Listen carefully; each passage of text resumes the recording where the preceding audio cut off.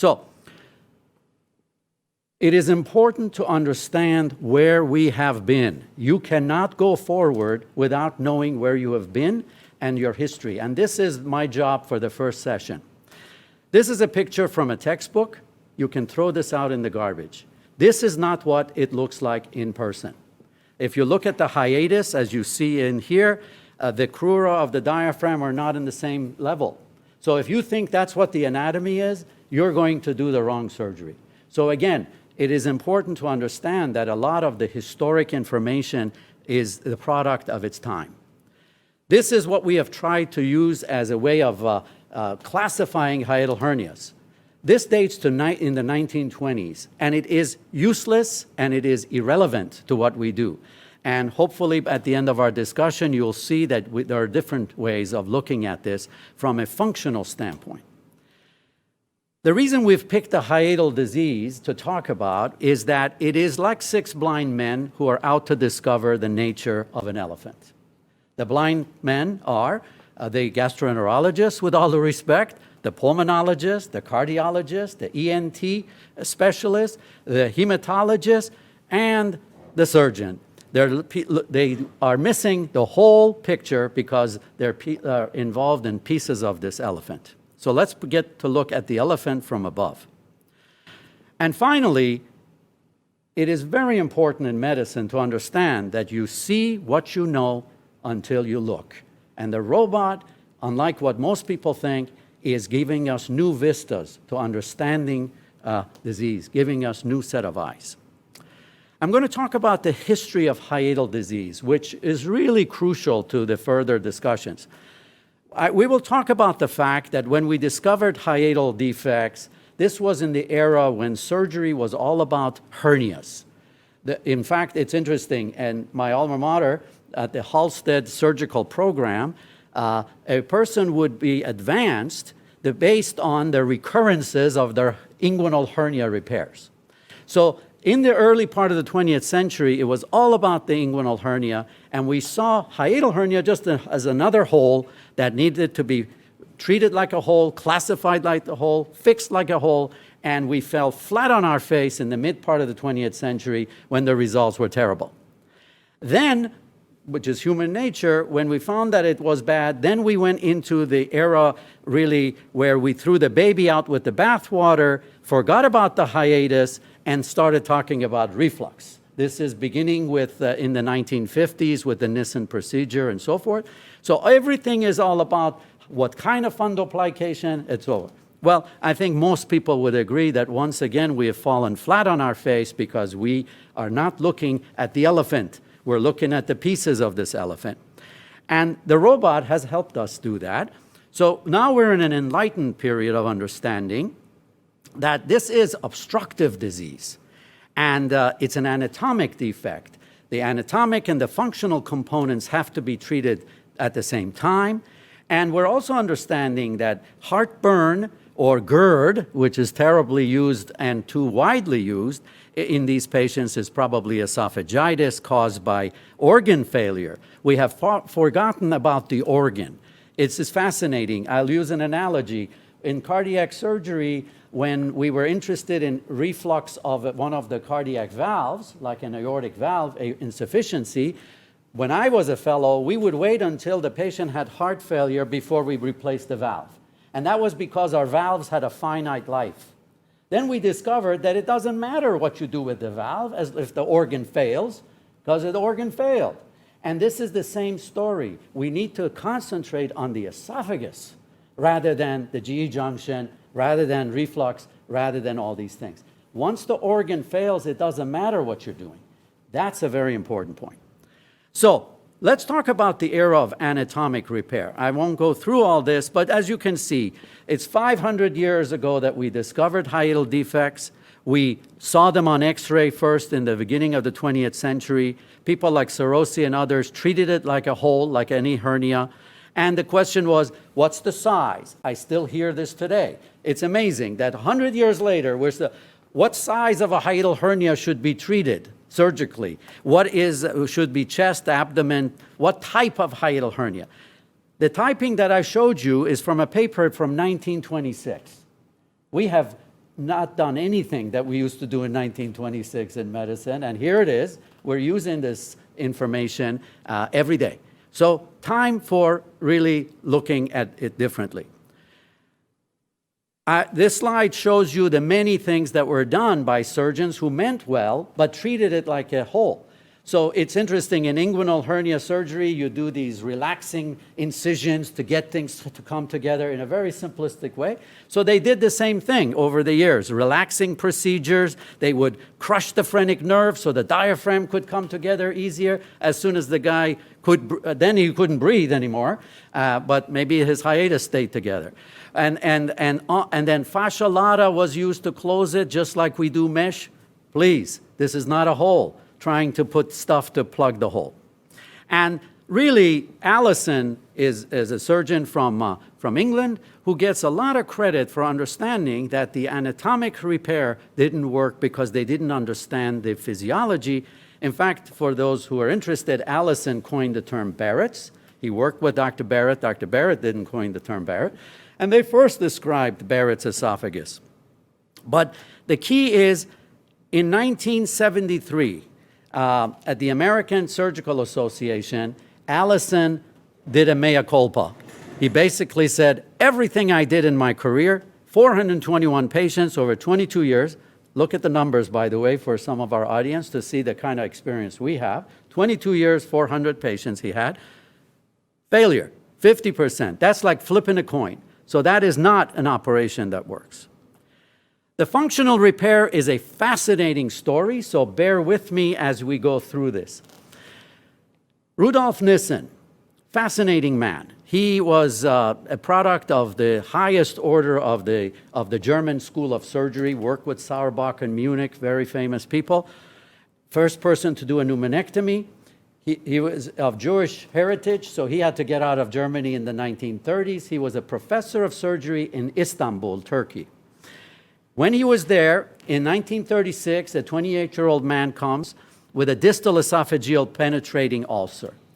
And he resects that, and then he basically does, quote unquote, the Nissen fundoplication because he needs to cover up that esophagus. And that's it. The guy survives, things just move on, Nissen moves on, and he's working on various things about reflux that are not working, like gastropexies, and so forth. And he goes back to Switzerland after the war to be professor of surgery in Basel. And when he's there, the young man comes to see him. And Nissen is expecting to see wide open reflux because he disrupted everything, and he sees no reflux. That's the science behind the Nissen fundoplication. End of the story. Anecdotal view. So then he takes a 49-year-old woman with reflux. He does a posterior 360 fundoplication, which bears his name, published in 1956. And for the next 50 years, we have tried to shove this round thing into a square hole, or whatever you want to call it, trying to understand and make excuses about the fact that this surgery is appropriate. And people have made it smaller, lesser, 2 centimeter, 4 centimeter, on and on and on. But really, it's like putting a lipstick on a pig. It's still a pig. And that's the issue that we're dealing with. So, not to be graphic. Now, so the issue is, what's wrong with the Nissen? Really, it's because it was based on the understanding of the 50s that there is a sphincter. In 1956, same time as Nissen was working, at the Mayo Clinic, they did the first manometry studies that showed a high pressure zone at the GE junction. Because there was a high pressure zone in the neck with the cricopharyngeus, they said this must be the lower esophageal sphincter because there is an upper esophageal sphincter. And when I was a medical student, actually, I spent a year dissecting GE junctions looking for this sphincter. And there is no such thing as a sphincter at the GE junction because it's a functional obstruction. This is not a sphincter. And people have come to understand that there is no sphincter. And so hopefully after today, no one will call the GE junction a sphincter. So if you're going to make a sphincter where there's no sphincter, it's not going to work. there is a gastroesophageal valve, and we have over the years studied, excuse me, the valve, and we've tried to understand, excuse me, thank you very much. See, talking about Nissen gets me all upset.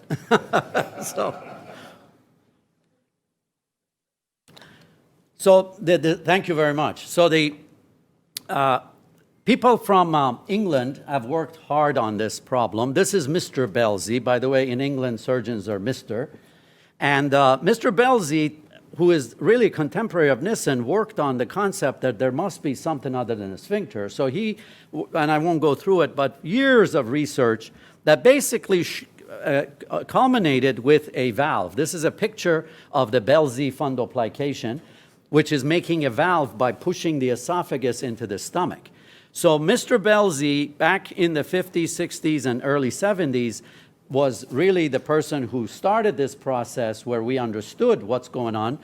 And the problem with the Belzy fundoplication was that it required to open the chest. And very few people were interested in that. And then as soon as this information started to get disseminated, laparoscopy came, and you can't do a Belzy by laparoscopy. Nissen is easy to do with laparoscopy, so you can see how a lot of the socioeconomic issues and other things sort of took over, and we went on with that. But there's a lot of good work about the valve, the gastroesophageal valve. This is back from the 1980s, where the reappraisal of the flap valve. It's amazing to me that now, 40 years, 50 years later, we're still talking about sphincters. This is a study from Hill looking at the valve, and he actually graded the valve that you can see on endoscopy if you retroflex and look at the GE junction, and you can use that grading for surgical repair. This is from our work from 1998, where we described a laboratory model for looking at the gastroesophageal junction and looking at the various surgical procedures. And we did a cadaver study looking at the valve back in 1998. So the concept of the gastroesophageal valve is set in stone. There is a valve, and this is very important. So in summary, what's going on historically is we are now at a point where we understand the anti-reflux barrier to be the intussusception of the esophagus into the stomach by 2 centimeters, forming a flap valve that goes about 270 degrees of the 360. And this valve is suspended onto the hiatus. This is where the GE valve and the hiatus go hand in glove. And those two things are very important. You can't just have one without the other, as they say. And the analogy is like a door on a frame. You can have any door you like, but if the frame is bent, that door is not going to work, and which is the hiatus. And then we have spent the last 50 years talking about what kind of wood we should put in this door, which has had a crooked frame. And that's really, should you do a Nissen? Should you do this fundoplication, partial, full, etc.? It doesn't matter. If the two don't go together, it's not going to work. So in fact, one of the biggest problems with fundoplications is that they are not suspended onto a hiatal reconstruction, and they fail. And it's a very interesting thing that nature does not do 50 different ways. If you look at the mitral valve, our history of understanding mitral valve physiology has come from fixing the valve, right, without fixing the annulus and finding out that that doesn't work, or taking the valve out and putting a valve in there, finding out that doesn't work. And the function, and all the Cordy and all the people who understand mitral disease know that it is a combination of the valve leaflets onto the annulus of the valve that makes it work. And that's really the similar thing to the GE junction. So forget about these kinds of ideas. Let's go back to where the hiatus fits into this. So frankly, this classification is useless. I want to point out one other thing. Every physician I see who is not in this field will talk about a sliding hiatal hernia like it's sliding up and down. Now, I just told you that this classification of hiatal hernias dates back to 1926. In 1926, the surgeons found out that when they were fixing inguinal hernias, they were all horses, But there was a zebra inguinal hernia, where if they went to take out the whole sac and shove the bowel back in and fix the hole, they ended up taking half the cecum with the sac. So they called that inguinal hernia, which was one in like 8,000 cases, a sliding inguinal hernia, meaning the peritoneum slid like a mudslide, slid, and there is no sac because the thing is, the cecum is sitting in there, and you're not going to push the cecum back in because it's slid in there. It needs to be separated, then repositioned. All hiatal defects, because the back of it is the esophagus, is a sliding hiatal hernia. So type 1 is not the only one that's a sliding hiatal hernia. All hiatal hernias, by definition, are sliding hiatal hernias, something that has gotten lost in translation over the years. And if you understand that, then you cannot treat this like a hole. You have to free up that esophagus, like that cecum, and everything has to be put where it needs to be, not just plug up the hole. And now you can see why the surgeries have failed. So this is a picture of a sliding inguinal hernia. You can see the cecum. That surgeon had a really bad time if he treated this one like a regular inguinal hernia. And if you turn that around and make the cecum the esophagus and so forth, you can see that that's why we call this a sliding hernia. So, and this is not new information. It's just, again, getting lost in translation is like playing the telephone game, you know, it just gets worse and worse. So basically, the issue is that all sliding hernias need to be repaired. It's all about the esophagus, not the hole. And this has been known since the 1990s. What's the relationship of hiatal hernias to GERD? Well, we have done a lot of studies, but the bottom line is I'm going to give you a kind of a overall view. The hiatus, the esophagus comes, it's intussuscepted. It is suspended onto the hiatus. The hiatus stretches. If it stretches to 2 centimeters, which is not visible by endoscopy, the valve which is connected to the hiatus comes out of the stomach and you end up with no valve, so you get gastroesophageal reflux. As soon as you see a hiatal defect, then that means that the stomach is starting to move into the chest. Then you enter a phase of obstructive disease rather than reflux disease. Because when the stomach comes up, it's sort of like a mini Nissen. You know, so the bottom line is you have to understand that this is a spectrum of disease. This is not just in specific things. The other issue is, and Dr. Alabi will be talking about this a lot today, the hiatus, this is a picture of the Champs-Élysées coming to the Arc de Triomphe. This is Paris. The hiatus area is the Arc de Triomphe. When there's something wrong with the hiatus, it starts to affect all those streets that are coming in. So the hiatus affects the esophagus, it affects the GI, the heart, it affects so many things that are in that location. It's sort of the center of the universe of the body. And the patient's symptoms are related to all those other things, which unfortunately, because these patients have been put through the system by GI referrals, they're not understood by most people. So the present understanding of hiatal defects and typing is as follows. Type 1 are hiatal hernias less than about 2 to 3 centimeters. We still have to kind of figure that out, where exactly that is. Those patients have GERD, and most likely those patients should not have surgery. Surgery has failed as an anti-reflux type of a thing. So those patients probably need something other than surgery. And if you're going to operate on those patients, you're going to have problems in a lot of them, and everybody's experience is that. Type 2s are those greater than 3 centimeters, and those patients have esophageal obstruction. They have heartburn symptoms not from GERD, but from the fact that they have basically the esophagus is diseased.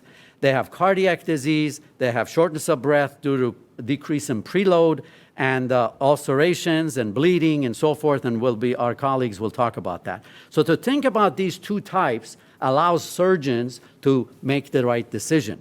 Apples and oranges. And really, the patients, we think that everything is a horse. These are the zebras. These are the complicated things. So Pathophysiology of hiatal defects is historically, now you see that it is a question of obstruction.